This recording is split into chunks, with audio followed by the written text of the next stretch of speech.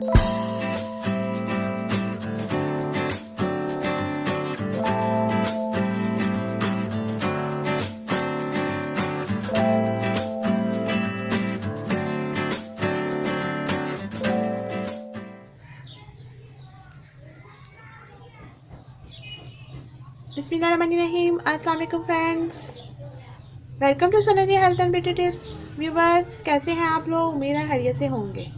Sana ji health and beauty tips से नई video के साथ हाजिर हूँ। फ्रेंड्स, आज हम बात करेंगे शर्मगाह की खारिश के बारे में। शर्मगाह में खारिश बहुत शर्मिंदगी का बायस बनती है। इससे इंसान को अक्सर औकात मुख्तलिफ मौक़ों पर शर्मिंदगी का सामना करना पड़ता है।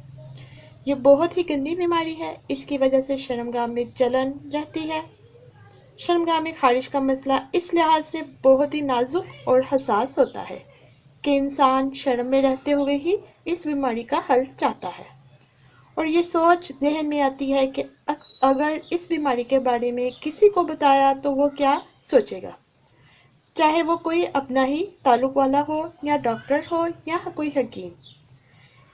इस वजह से अक्सर ख़वातीन लड़कियां इस मसले को किसी के साथ शेयर ना करने की वजह से बहुत सी बीमारियां और पैदा कर लेती हैं। शर्मगाह में खारिश से आजकल अक्सर ख़वातीन इस मसले से दो चार हैं, और शर्म की वजह से वो इस बीमारी को हल भी नहीं कर पाती। इन ख़वातीन के लिए आज ये बेहतरीन नुस्खा शेयर कर रही हूँ। इंशाल्लाह इस खारिश से जान छूट जाएगी।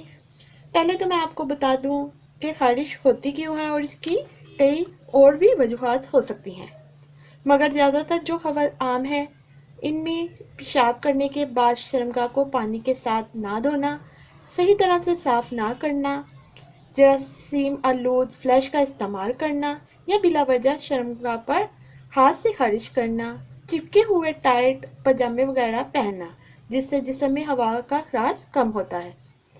अक्सर ज़्यादा देर बैठकर काम करना, इनमें वो ख़वातीन भी शामिल होती हैं जिनको लकोड़िया का मसला हो, जिससे जिस्म के अंदरूनी हिस्से में और शर्मगाह के बाहर खारिश होती है। इन ख़वातीन के लिए बहुत ही बेहतरीन, आसान और आजमूदा नुस्खा शेयर कर रही हूँ, जिसके इस्तेमाल करने से इंशाल्लाह आपका मसला हल हो जाएगा। इसके इंग्रेडिएंट्स बताने से पहले व्यूवर्स, अगर आपने मेरा channel Sana ji health and beauty tips subscribe नहीं किया तो अभी सब्सक्राइब कर लें, और साथ बेल आइकॉन पर लाजमी क्लिक किया करें ताकि हर नई आने वाली वीडियो का नोटिफिकेशन सबसे पहले आप तक पहुंचे। शुक्रिया। सो फ्रेंड्स, आपने करना क्या है, 1 तोला सुहागा बढ़िया 1 पाव पानी में हल करना है, और साफ कपड़ा इसमें तर करके शर्मगाह के अंदर रखना है, और बैरूनी हिस्से पर इसी पानी से धोना है।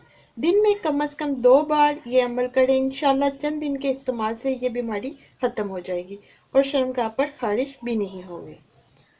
सो फ्रेंड्स, ये थी आज की वीडियो। उम्मीद करती हूँ मेरी बाकी वीडियोस की तरह ये वीडियो भी आपको बहुत पसंद आई होगी। मेरी वीडियो को लाइक और शेयर ज़रूर कीजिएगा, और अपने कीमती फीडबैक ज़रूर दीजिएगा, और मेरे चैनल को सब्सक्राइब करना मत भूलिएगा।